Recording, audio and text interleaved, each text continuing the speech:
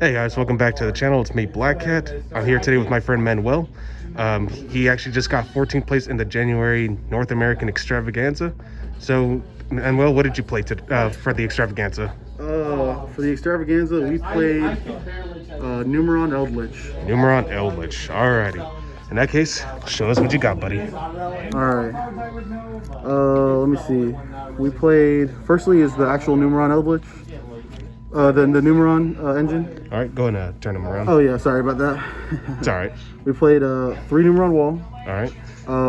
Essentially it's a battle fader. Yeah. And at the same time you can pitch it at any point to activate your Numeron network. Yeah. It's just a way to get us to the field spell turn 1. That's why everyone says the Numeron engine's kind of broken. Oh, it's absolutely broken. And then the card that really makes it broken, Numeron network. 3 of them, yeah. Yeah, 3 of them. Yeah, we max out. We pretty much max out on this field spell. If we have this turn 1, you know, it's not necessarily game, but we make it extremely difficult for our opponent to play the game. So we play 3 of those. They can't be Ash, which is fantastic. 2 Planet Pathfinder. I'm playing the Gamma package in this, and this is just fantastic because usually we have a second copy of the wall anyways, and this gets an interruption out of our opponent. And if we have Gamma on the field, we activate this, go for Gamma, and we also play the Dragoon engine. So if we Gamma on our first turn, we just end on Dragoon and some back row. Yeah. Some of the Eldlich stuff. Another copy of Numeron Network. Very important. Set rotation with the 1 Mystic Mind.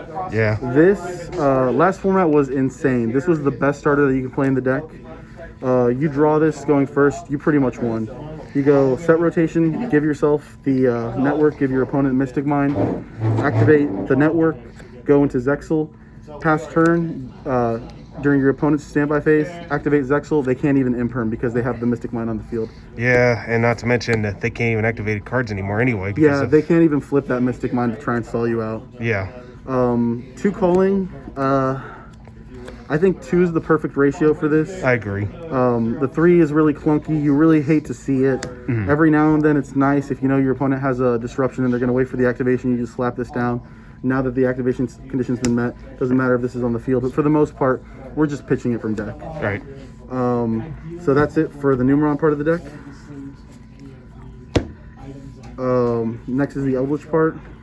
We play 2 Golden Lords. Oh, really? Just 2? Okay. Yeah, just 2. We've considered bumping it up to 3, but 3 gets very clunky and we're already in a 44 card list. Yeah. 2's just about right. Just make sure that you don't have 1 on the graveyard and 1 in the graveyard and 1 on the field because Ice Dragon's Prison hurts. It basically shuts us out. Yeah.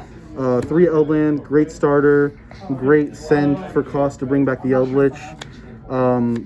Sometimes we get hindered because we can only attack with zombies, but for the most part it doesn't really matter. We're in it to stall the opponent, and this will just let us keep building advantage and looking for the Eldlich cards we want. 3 Sanguine, the best elixir, the only one that's really practically applies to us. Gets us into our plays. Will give us several turns of recurrence.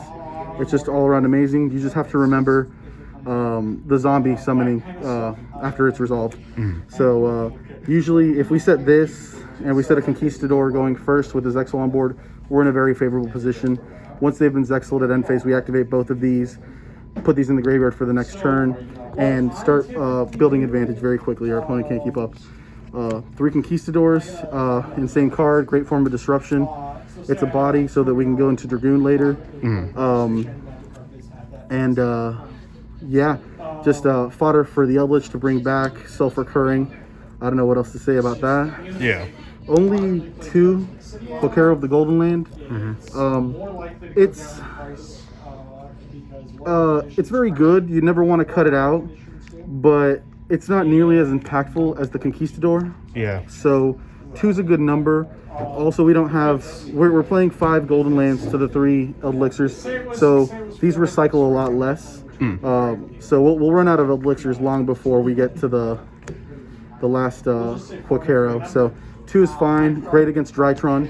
Yeah. They're very scared of you banishing their ritual spell. And that's it for the Eldlich engine. Next off is our tech cards. Not exactly hand traps, but they are interruptions. Yeah. 3 Book of Moon.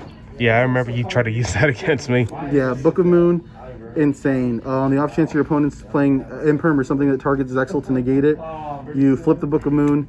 You use the Book of Moon, flip the Zexal face down. The targeting card misses target, and Zexal still resolves. Also great against Virtual World. Completely messes them up. If you manage to resolve one when they target a monster on field, very good. Stop your opponent from link climbing. If you get Fleur-de-Lised, use this, target the Ecclesia. Fleur-de-Lis is on the field, but they no longer have a other Dogmatica monster, so the negate doesn't happen. Gotcha. Insane card. Great in the format. That's actually interesting. I didn't think about that. Yeah. The Drytron Killer. Yeah. The closest thing to it. 3 droplet. Yep. Previous builds of this, I was playing 2 of this and 2 Triple T, but Triple T was starting to get very clunky, and this is the only card that very appropriately responds and works well against both VFD and Drytron's ending board. It's pretty insane. Also, it's an interruption on your opponent's turn if you need it. This deck plays a fairly good amount of spells, monsters, and traps, so at any given point, we can stop our opponent from responding with whatever we feel is appropriate. Yeah. And on top of that, yesterday a very interesting situation came up where our opponent tried to go for game. All they had was 1 Drytron monster on the field. They half the monster's attack to bring this ritual spell back to their hand, and they had Natasha in hand, and they were going to use Natasha to go for game. They activate the ritual spell. I chain droplet, halving the monster's attack. It no longer meets the requirements to ritual summon, so the card just fizzles. Oh, yeah, that's right, because they ritual off attack. Yeah, not levels, that's right. Yeah, so the card had to fizzle, and that was it. Yeah, wow, that's cool. Insane card. Interesting. Great. Probably the best hand trap in the format. It's lost a little bit of power since we're not in such a combo heavy format. Yeah, but it's still really good, insane. Yeah. Basically, if we only have one way to get to our field spell, and our opponent disrupts us while this is in hand, we still get the field spell. Typically, we pivot into Mystic Mine and activate this and set up a Dragoon. Yeah. Now, our opponent might be able to out the Dragoon, but they will not OTK us through the Dragoon. So this buys us time, and it punishes our opponent. Also, we put Driver back in the graveyard, and now the Gammas are live again. Yeah. So crazy card. Can't stress that enough. Ash Blossom. Yeah. Gotta love it. Yeah, you gotta love it. Sometimes it feels a little underwhelming, especially against the correct Drytron hand or the correct Virtual World hand, but ultimately you have to put this in the main deck because it hits everything. I can't think of a deck right now that you cannot Ash. Every deck can get hit by Ash, and every now and then the well-timed Ash just ends a turn. Lastly, our one-ofs and bricks. 1 Triple T. Just one? Just one. I used to play 3, kept on drawing 2. Then I started playing 2, kept on drawing 2. And then a lot of the times you're playing Virtual World, and when they leave VFD on the field and pass to you, they make sure to activate it in standby phase, so it just becomes a dead card. So Triple T, it was there when I needed it. It wasn't there when I didn't need it. The one is a little strange, but it was just right for me. Whatever works. Yeah. 1 called by. Yeah. Because we want cards to resolve. Also, this is the only thing that will protect Zexal through a Herald. Yeah. So you gotta have it. I wish Konami would give us more crossout designated. I know. But that's the way it is. Yeah. Hopefully, Call will come back to 2 at least, just to kind of like give us an edge on dealing with hand traps. Yep. And the Dragoon engine, of course. The bricks. I don't think I saw Dark Magician once this weekend. Did see the Red Eyes a couple times. Yeah, at least Red Eye Fusion does let you use materials from hand. Yeah, so I'm playing commons because I have a friend who has a theory that you draw the commons less. That's still out there. You don't know that. Red Eyes Fusion. I top decked it once in the tournament and it won me the game 3. Yeah. It's insane. When you draw it, it's good. When you don't draw it, it's fine. We still play. Yeah, because you get Fair's Anaconda. Yeah. So, like, either way, you'll always somehow get access to it. Yeah, absolutely bonkers card. Insane. Next to the extra deck. Yep. Let me see. Didn't organize this, but we're gonna go with the Zexal engine. First, we play the one Zexal. It just says your opponent cannot play Yu-Gi-Oh. Yeah. Right there. Insane card. Insane. Don't know why this is still legal. I'm expecting it won't be for very long, but I mean, the same could be said about VFD. yeah, the same thing could be said about VFD. At least VFD still lets you kind of play. I mean, I guess this lets you attack, and VFD lets you activate card effects. So, but they're both horrible. But with Zexal, you just can't activate anything. You just can't activate anything. You just have to set. Yeah, and if our opponent makes the mistake of some like special summoning Cyber Dragon, running it over, they just OTK'd themselves. So the Zexal, 2 number 1s, 2 number 2s, 2 number 3s, and 1 number 4. We play the 3 for going first, the 4 for going second. We want to be able to resolve, if we need to, we want to be able to try and push for game, and then something goes wrong later on, we can Zexal. Yeah. Or ideally we Zexal first, something goes wrong, we push for game later. But that's it. And then on top of that, I did play this. Never summoned it, never came up. But my idea behind this was if we're playing in time and ideally our opponent doesn't have any disruptions, we summon 4, summon this, vanish everything, pass for our opponent. They'll burn in standby phase for 3,000. Yeah. And ideally that's enough to win us the game. Yeah. That makes sense. So that's the Numeron / Zexal part of the deck. The 1 Lambda. Of course. What was I playing before this? I was playing Concealer Pleiades, but I just wasn't summoning it often enough. And this gives us more utility because having those Cyframes. the Cyframes live in hand is just crazy. Yeah, I used to run it a lot in Chidal. Yeah, crazy card. The Mega Clops, every now and then, you'll find yourself in a situation where your plays get stopped or it gets a little slower. Zexal's been taken out, something's gone wrong. And this just, there's a lot of decks that just can't out it, My first matchup was against Dogmatica Invoked, and I summoned this, and they were not playing another Mega Clops or a 5-head or something like that in the extra deck, so they just couldn't out it. They ended up summoning a BLS and swinging into this for a couple of turns, and it just became a top decking war to see who would be the first person to draw an out to their other monster. But we got there first, so. Yeah. Gustav Max, again, burns in time, also helps us push for game every now and then. Attack with two big Eldlich, and then main phase 2 make this burn for game. Yep. Link Spider to get our Eldlich monsters. Eldlich continues traps into the graveyard because they are normal monsters. Yeah. So you can link it to Link Spider.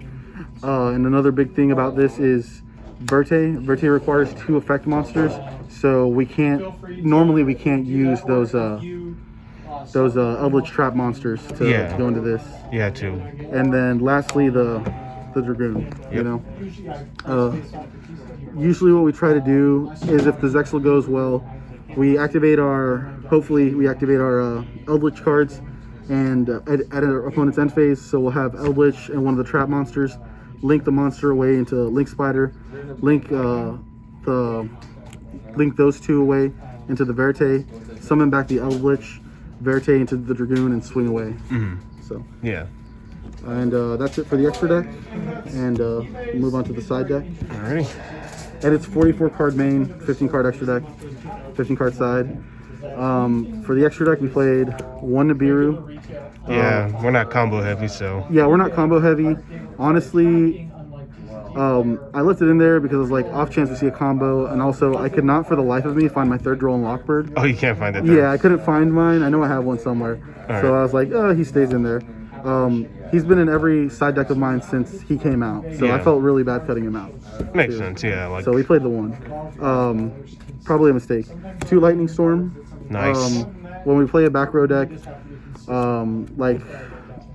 we did it with Striker, and we did it with, we tried to use this on Striker because we played a Striker Eldritch matchup. We actually lost that, but we were trying to make them go first, blow them out, and swing for game. This came in super clutch against a Prank Kids player. They set up a full Prank Kids, or not a full Prank Kids board, but they set up a decent Prank Kids board. I knew they had the fusion face down. We just used this to force the fusion. You then used forced the fusion, got rid of the Butler, activate the network, and swing in for game. They were at 9,000 life points, and they made the mistake of leaving a Abyss Dweller in attack position with 2 other monsters, and that allowed us to just swing in for game. Red Reboot. Ooh, nice. Came up once, won me a game, still lost the match, but it won me the game. With all the Eldlich it's floating around, every now and then you need this to push for game. Yeah. Half your life points is nothing compared to winning the game. 2 Cosmics for Eldlich, anything back row heavy, pretty, striker, any back row you want to get rid of. It's half decent against my own deck. Yeah. And then also going first against VW, Virtual World. When they put a card face up on the field, a back row face up on the field, target that to dump another one. We use Cyclone, they miss target. Same deal as the Book of Moon. Yeah. Only 2 of them though, because we main deck the Conquistador, and that'll pop back row for us. Yeah. The Feather Duster. Yeah. Because you have to have it. The Lancias for Dinos in Virtual World. Yep. Just this can end a Virtual World turn just as easily as I can end a Dino turn. Gotta have it. Hate to be caught with your pants down playing against Dinos. Yeah. So, and then lastly, Ally of just a Cycle Reader. Yeah, I've seen people tech this in. It's pretty interesting. Yeah, so I want to tell you that it's good against Dogmatica because you banish lights in their graveyard. I want to tell you that it's good against Eldlich because Eldlich is a light. But I'm going to be completely honest. We only sided this in against Drytron. Yeah. It stunned them out of their turn and allowed me to go for... yeah, because you get rid of that alpha, it just becomes awkward for them to play, right? Yeah. So if they go... what do you call it? Cyber Emergency, Nova. They go Nova, summon Alpha, link Alpha away, Alpha effect, tribute Ben 10 from hand. You use this on the Alpha and the Ben 10. If they don't have specifically another Drytron and another card that they contribute, you've just stunned them out of their turn. So it's insane. It's absolutely insane against Drytron. It's such an impactful card. You can also... I don't know, you can get fairies out of their graveyard, so if they activate a Herald with an Eva, they won't get to recycle. Yep. So it's a great card. Absolutely helped us in our matchup. And that's the deck. All right, well, thank you so much, man. Glad you got 14th place. Thank you. All right, guys, that's all for today. I'll catch you guys again next time.